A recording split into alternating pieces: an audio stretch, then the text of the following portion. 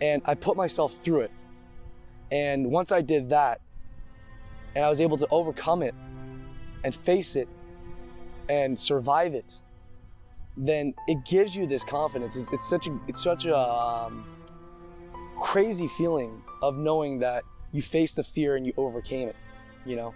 And now, like, I'm on my way to becoming a certified, skydiving instructor. So, like, at the end of the day, my overcoming of this fear has led to a transpiring of a passion, and one of the things I love to do is, like, find cliffs to jump off of, into the ocean or into waterfalls or pools or whatever, that's one of my passions now, is like to be able to do those things.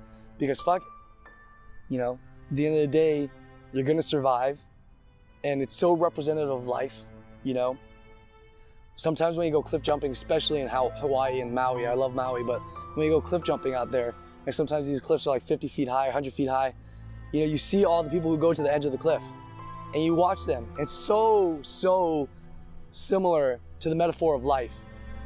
It takes, you're gonna have like 100 people looking at that person jumping off the cliff. And out of 100 people, maybe 10 will make the journey up to that cliff. And out of the 10 that make the journey up to that cliff, I would say 90% of them are gonna stand at that cliff for like an hour.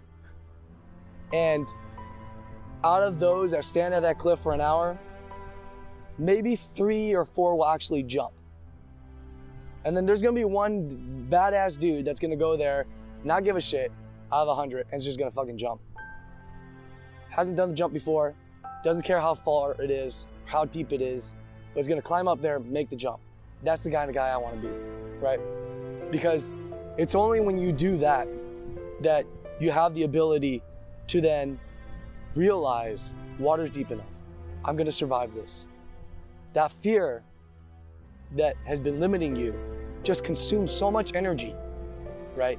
You standing at that cliff for an hour, you just wasted that energy. That negative feeling of like fear in your bones and in your muscles and the tenseness and it overcoming your body, that's all been wasted. It's been wasted time. And worst of all is if you get up there and you don't jump at all, right? And you stood there for an hour, and then you go back to where you came from, and you don't even jump. Then you've exhausted the trip up there, the time that you spent waiting, and then the trek back down. And all that time spent, you never resulted in anything. It's such a great metaphor for life. Cliff jumping, skydiving, making the jump. I think that's one of the craziest things that I can use to kind of like explain overcoming fear. And it's so practical and relevant to me because of my fear of heights, taking that jump.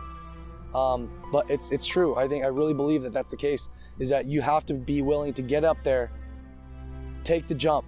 You'll be fine. You'll survive. The more times you do it, the less lead time you're gonna need to make that jump the next time. It's a tolerance. The more you build up that tolerance, the more that you're gonna be able to take those chances.